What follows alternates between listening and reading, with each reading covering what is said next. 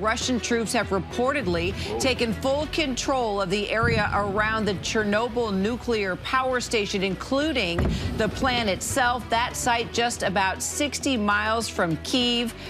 These are live pictures from Kyiv Thursday morning. You could actually hear the shelling there in this video when our photographer captured these scenes there under the lights. Joining us now with the very latest is ABC's Phil Lipoff. He's actually in Poland. We also have with us White House correspondent Mary Alice Parks and ABC News' Elizabeth Schulze also.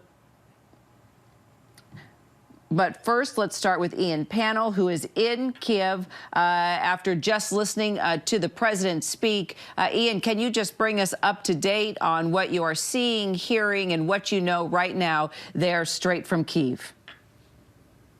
Yeah, hi there, Kira. I mean, interestingly, the video that you were talking about there was shot by my cameraman here, James Gillings, and that really was the mood here. Suddenly we went from Vladimir Putin speaking to the sound of explosions ringing out across the capital, Kiev, and it's been an increasingly tense day. We have seen Russian forces start to move in from three distinct directions, really, in the northeast, up on the eastern border to near Russia, around Kharkiv. Heavy fighting taking place there.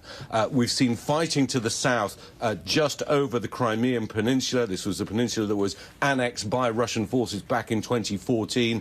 Fighting taking place there. But I think most worrying for the capital, Kiev, is this fighting that's been taking place at the Antonov airfield, which is only about 20 miles in that direction. We were seeing explosions in that direction last night. Not possible to say whether it was at that airfield, but we know that Russian special forces landed. There were videos of helicopters flying into that area. They were engaged by Ukrainian forces. It now appears that the airfield has been secured by those Russian troops. Russian troops also moving into Chernobyl. Of course, people will know Chernobyl from the nuclear disaster that happened there in the 1980s, but there is a protected area there. Russian troops have moved in and seem to control that. What that means is that Russian forces are now about 65 miles or so outside of Kiev, up by Chernobyl. But most worryingly, this airfield here is only 20 miles away from the center of the city.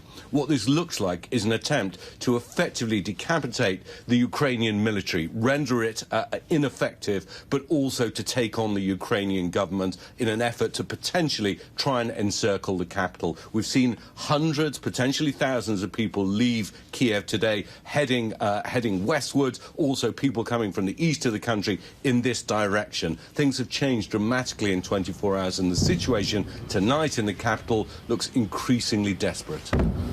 So, Ian, with those that have not been able to leave, what more can you tell us about this major curfew that has been imposed? Also, we are reading that the metro stations there are turning into bomb shelters. Can you give us more for a feel of what Ukrainians are going through there in Kyiv that have not been able to leave? Yeah, and that is the vast majority. It's a good question. The streets have been eerily quiet today. Most of the shops, most of the stores have been closed. The supermarkets that were open had lines of people going in there, stocking up on supplies. This is something that we hadn't seen in the previous few weeks, despite all the warnings. ATM machines had long lines of people. As you say, some of the metro stations, which are very deep underground, were being used as bomb shelters. But I think this is a very terrifying and lonely time for a lot of Ukrainians. We just met up with a woman called Mariska Podolko. She's a famous morning news anchor here in Ukraine. We'd interviewed with her for ABC News a few weeks back. We'd stayed in contact with her. Her husband, who's a former MP, had signed up with the civilian defense forces. We saw him in training. He didn't even have a real gun at that point, just a wooden silhouette of a gun. Well, today, he's now gone effectively to the army. He's left his wife. Their children have been dropped off at a hotel on their own in western Ukraine for their own safety, while she tries to get her elderly parents together and decides what to do. She sat in a flat just with her cat, alone and afraid and not knowing what to do. They all believed they'd have more time. They all believed that this would never happen. Nobody could have imagined quite how devastating a moment this would be for the country and for the individuals. And that's what everyone's having to go through right now. It's hard to comprehend. You know, the Ukrainians are like us. They live their lives in a very similar way. They have similar aspirations. And they, like us, would never have imagined that such a day would come to pass. And yet that is the reality. It's a very lonely prospect. Yes, the rest of the world may condemn what's happening, but they know that this fight is theirs and theirs alone.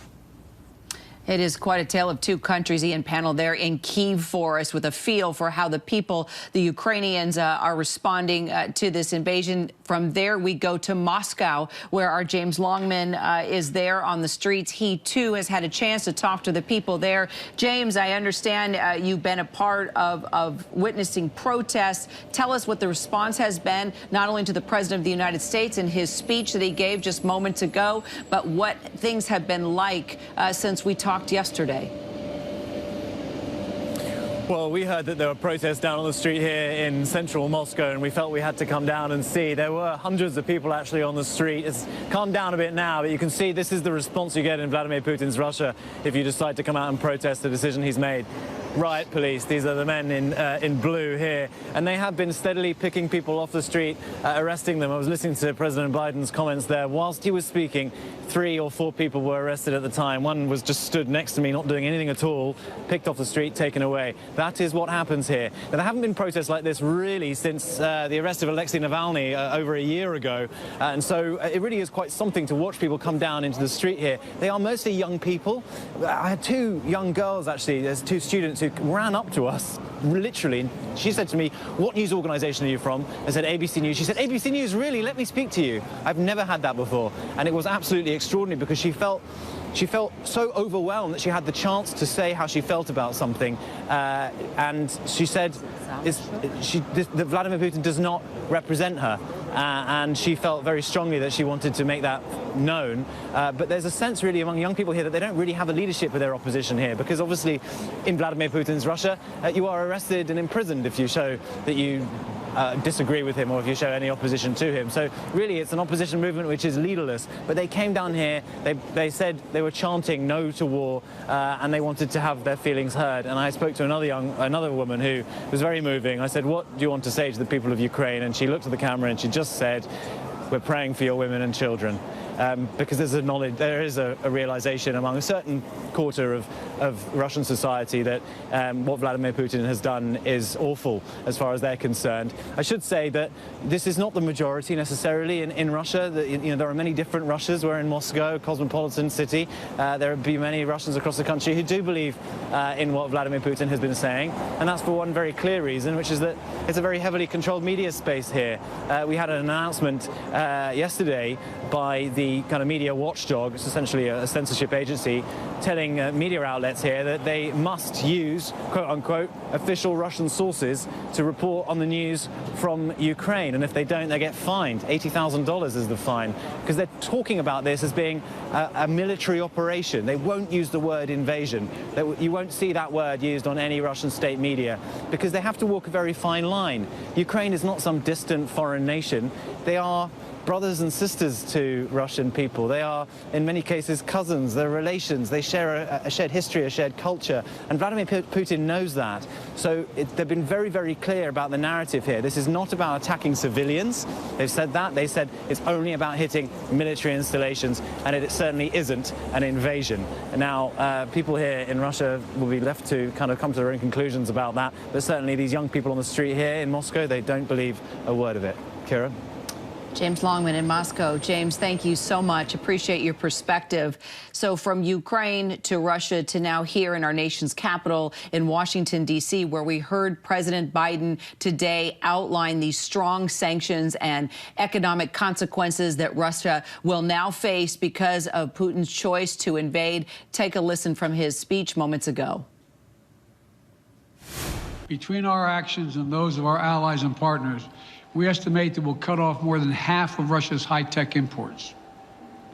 It'll strike a blow to their ability to continue to modernize their military. It'll degrade their aerospace industry, including their space program. It'll hurt their ability to build ships, reducing their ability to compete economically. And it will be a major hit to Putin's long-term strategic ambitions. Mary Ellis, you look at James Longman standing on the streets of Moscow where life looks so normal behind him. And then you listen to what President Biden just outlined and these actions he has taken, these sanctions, and you wonder how quickly Russians will feel the impact of these sanctions, not only short term, but long term. Yeah, Kira, President Biden said that these sanctions were designed to have an immediate impact as well as an impact over time. He laid out that the United States would be sanctioning 4 major banks in Russia, over $1 trillion in assets. He said every asset they have here in America will be frozen. But you're exactly right. There's a reason that President Biden faced incredible skepticism from reporters in the room who were asking, is it enough and how long will it take? I was very struck by the moment where President Biden said, come back to me in 30 days. In a month, he said, a month, ask me what effect these sanctions are having. Well, it's hard to imagine that anyone in Ukraine wants to wait a month for things to have an impact. I think that the United States, President Biden, the White House is going to be under a lot of pressure to pull out all the stops. We've already heard that from members of Congress. You know, Mitch McConnell, Leader McConnell today said that they need to have the most punishing sanctions available to them put in place right now. The White House is still facing a lot of questions as to why President Putin himself wasn't singled out and sanctioned individually. I think that they're going to continue to get that question, and they just right now don't have a good answer for it. Well, the president also touting that NATO has never been more unified at this point, which takes us to Phil Lipoff there in Poland, where U.S. troops are helping at border checkpoints.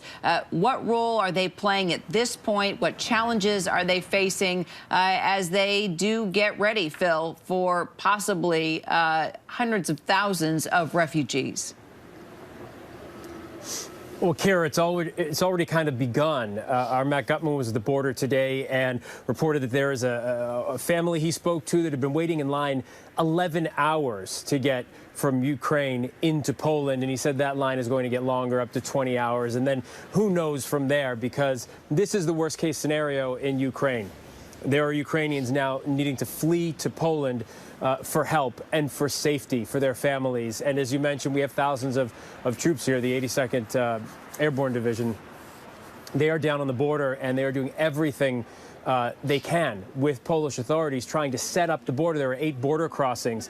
If you look at the map, most of Poland's border is shared with Ukraine. Tiny portion of it up north with Russia, but that's not really in question right now. It's the stretch of the border where there are 8 border crossings where people are going to be coming over. There are many Ukrainians already living here in Lublin, where I am, and I spoke to many of them today. And Mary Alice makes a good point. The reporters in that room with President Biden were asking the question, the Ukrainians here in Poland asking the same question. Are sanctions enough? Why haven't you gone after Vladimir Putin himself? You put sanctions on time and time again, and look, he's taking Ukraine as we speak. And the Ukrainians who live there have family across the border in Ukraine, and they are desperately worried about them. I spoke with one young family who, just by fortune, came here last night to Lublin from Ukraine, from Lviv, actually, to sleep here for the night because they were so concerned. They have a 1-year-old son, and so they thought they would spend the night here and then go back tomorrow, or today, rather, and that is not the case. They now wake up today and say, maybe it'll be a day, maybe it'll be weeks, and then they see the further incursion and the surrounding of these cities in Ukraine, and they just don't know when they're going to go back, Kira. And Elizabeth, what are you hearing from the Pentagon and the White House about the potential for this war in Ukraine to spread to other NATO allies? And are U.S. troops preparing for that? I mean, the president did just say if Putin moves into NATO countries, we will be involved. Yeah, that's right, Kira. The president has made a very clear point to say that there will be no U.S. troops on the ground in Ukraine. But if this invasion spreads to NATO countries, that's a different story. We are getting a statement from a senior defense official who tells us that at the direction of the president, Defense Secretary Austin has now ordered the deployment of 7,000 additional troops from the U.S. to Germany. This is part of those 8,500 troops that have been placed on high alert. So this is a new set of troops that are now going to be sent to Europe, in addition to the existing ones that have been kind of reallocated to the eastern flank. So part of an effort to really shore up the NATO response there, which really has been the military message that President Biden has made in these public addresses, saying we are standing by our allies, that NATO has now activated its activation response plans, and that this is a very clear, coordinated effort that we are ready to accelerate if needed, but really still making that point that this is about shoring up the NATO presence versus bringing any American troops into the conflict in Ukraine right now. Elizabeth, Mary Alice, James, Ian, Phil, all of you, thank you so much as we continue to follow all the latest on Russia and Ukraine. Hi, everyone. George Stephanopoulos here. Thanks for checking out the ABC News YouTube channel. If you'd like to get more videos, show highlights, and watch live event coverage, click on the right over here to subscribe to our channel. And don't forget to download the ABC News app for breaking news alerts. Thanks for watching.